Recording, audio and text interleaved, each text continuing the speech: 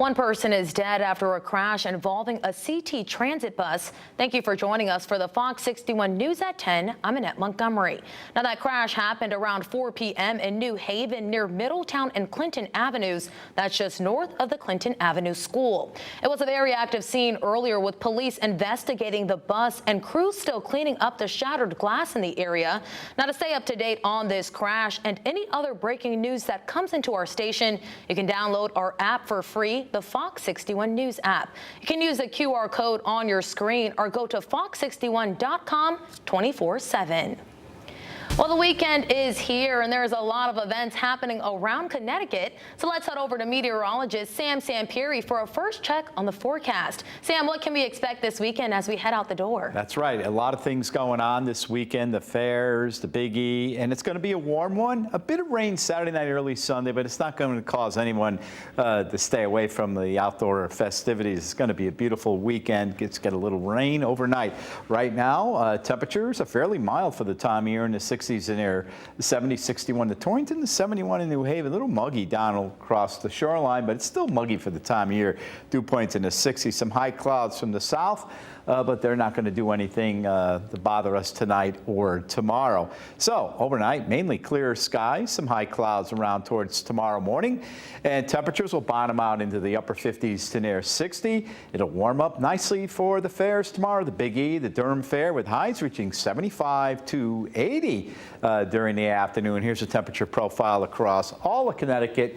Basically 75 to 80 across the region. A beautiful September Saturday, the last one of the month. Coming up, how will Sunday? I'll let you know about that rain Saturday night and what you can expect in the tropics. Another system starting to develop into a tropical storm. Details coming up in a few minutes. Annette.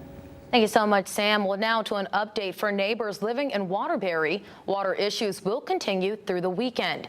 This afternoon, city officials gave us an update on the progress of the repairs. Fox 61's Jalen Anderson tells us what people who live in Waterbury should expect over the next few days.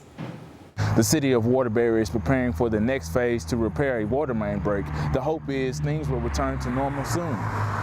The water main first broke on Tuesday on Huntingdon Avenue. City officials say the most devastating thing about this situation is that they are dealing with a water system that is 130 years old and that has not been kept up properly over the years. Currently, the parts needed for the fix are on the way. Waterbury Mayor Paul Pernaruski is hopeful the fix will come by Monday morning. He says it will take about 6 hours to make the repairs. Inconvenient for everybody at this point, and I know people are on edge over it, and I know, the schools were closed already once over this. Unfortunately, we're probably going to need to close another day. So, but we are going to get to work on it. But this is just, we faced a lot of that in the city over the last 25 years, just hugely neglected infrastructure that we're finally catching up on making progress on, and the water pipes are just a part of that. The city will likely cancel school again as a precaution on Monday while the work takes place, but are waiting until later this weekend to make that call. If we could start tonight and do it over the weekend, we wouldn't have to close the schools. But the other issue is that right now, as I said, the water, we thought about actually putting this off till next weekend because that would have been, made it easier for the schools. The problems we face is the water continues to run, and as it continues to run, it is going to undermine the road. And there is a smaller line that runs parallel to this one along that same road. If the road washes out, that pipe will most likely be damaged as well. A boil water alert remains in effect for those who have seen little to no water pressure throughout the week. The city plans on testing the water for bacteria once repairs are made. The city expects some drops in water pressure come Monday morning. We will keep you updated on the repair process. In Waterbury, Jalen Anderson, Fox 61. Thank you, Jalen. Well, neighbors in Bloomfield experienced a broken gas line earlier today, causing them to have to evacuate. It happened in a neighborhood of mostly senior citizens. Neighbors were evacuated out of their homes as first responders and the gas company worked to get the leak fixed. Now, today, those homeowners were sent an email from their HOA notifying them of the emergency and telling them to evacuate their homes. The email said gas and electric would be shut off to all homes for several hours, and that neighbors needed to be home in order for the gas company to come and reconnect it. Now take a listen to what neighbors we spoke to had to say about the incident. There are 6 circles in our development with about 8 or 10 homes in each circle. So that was about in the middle of the development. It's affecting everybody. They're not letting anybody through, at least at this point. So my wife is right. My wife was out doing some shopping and is coming to pick me up. And we're going to go out and have something to eat somewhere, I guess. Kind of wait this out? Yeah, wait it out, yeah. The good news is the Bloomfield Fire Marshal says no one got hurt. Well, right now, New Haven police need your help to find 2 teens who have been missing for more than 2 weeks. Take a look here. The girl on the left is 17-year-old Michelle Rivera, and the boy on the right is 16-year-old Roger Rojas. Police say they were both seen at Wilbur Cross High School on September 11th before 8 in the morning. Detectives say they believe they are traveling together. Investigators also say they think they may be in New Haven, Hamden, or the New York City area. However, they say their whereabouts are unknown. If you have any information that can help, contact New Haven Police. Well, Hamden's deputy police chief is now moving up. William Onofrio has now been named the next chief of police in Old Saybrook. He'll officially move into the position starting October 1st. With him, he brings decades of experience and a strong record of leadership. Hamden's police chief says this is a proud moment for the department and calls it a win for Old Saybrook and a reflection of the strong leaders who come out of Hamden. The department plans to announce interim leadership in the coming days. The first select woman of Westport has decided to suspend her run for governor.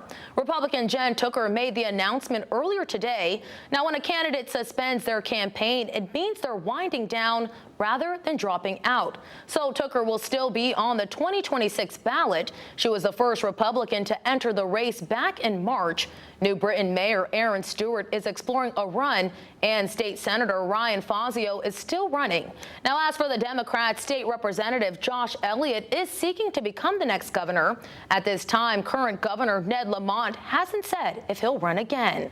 And Tooker explained why she suspended her campaign in a statement posted to social media. She says, quote, "It has become clear to me that the voters need more time to get to know me, and I need more time to get to know them," end quote. She also says her next steps are, quote, "exploring other avenues in which my name can stay on the ballot," end quote. All new at 10, lawmakers are calling it a big win for Connecticut. Sikorsky just signed a 5-year contract with the U.S. Marine Corps worth more than $10 billion. Now, they will make up to 99 powerful heavy-lift helicopters, and that's the largest order to date for the aircraft. These helicopters are designed to transport troops, supplies, and heavy equipment. Lockheed Martin, which owns Sikorsky, says this contract will help sustain thousands of production roles right here in Connecticut. Well, downtown New Haven is about to get a major boost. State leaders just announced new investments aimed at life sciences, biotech, and even quantum computing. Fox 61's Nick Bradshaw shows us how the projects will not only bring jobs and research opportunities, but also reshape the future of the city. Yeah, New Haven's getting a boost using the investments for life science. They say it'll bring more jobs and make improvements downtown. In the future, because the money comes from the Connecticut Innovation Cluster Program. It's their very first grant award. Leaders say the funding will not only help research and innovation, but will also shape the look and feel of downtown New Haven. Governor Ned Lamont shared praise for the project. Keep this nexus between AI and quantum computing. The money will cover everything from a new startup center and life science building, and a $10 million boost to the Quantum CT, the statewide hub for computing. We need to invest, not just hundreds of millions, but billions, in cures for diseases like cancer, vaccines that will stop Lyme disease, all kinds of advances that will change our quality of life, but the skyline is the physical evidence. Supporters said the project will help New Haven attract top talent, create jobs, and better connect neighborhoods. It'll also help the city's role in biotech and quantum research. On top of that, they say it'll make New Haven more walkable for the future generation. And Connecticut's in particular, you know, we don't have gold mines, we don't have oil wells, we don't have the Grand Canyon. What we have is really smart people. And local officials say it's all about setting up New Haven for the future.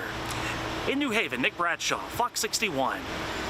Thank you so much, Nick. Well, a local favorite is now back open. Hartford Prince officially reopened its doors on Pratt Street this morning after months of renovations to expand its original location. Hartford Prince is woman-owned and has everything from books, bags, children's toys, and gifts. The owner tells us this time the store is 3 times the size. Now, when the shop first opened back in 2013, Pratt Street was 90% vacant. Now the street has several businesses with more set to open, something the shop's owners say they're proud to be a part of. I'm from Hartford, so born and raised. The love of the city is like in my veins, and I really wanted to be a part of bringing retail back to downtown Hartford, because when I was a kid, you could go to the Civic Center, you could go shopping, you could go to G Fox, and retail had been completely demolished from our downtown. Super exciting. Now, the expansion was made possible through the city's Heart Lift program, funded through the American Rescue Plan.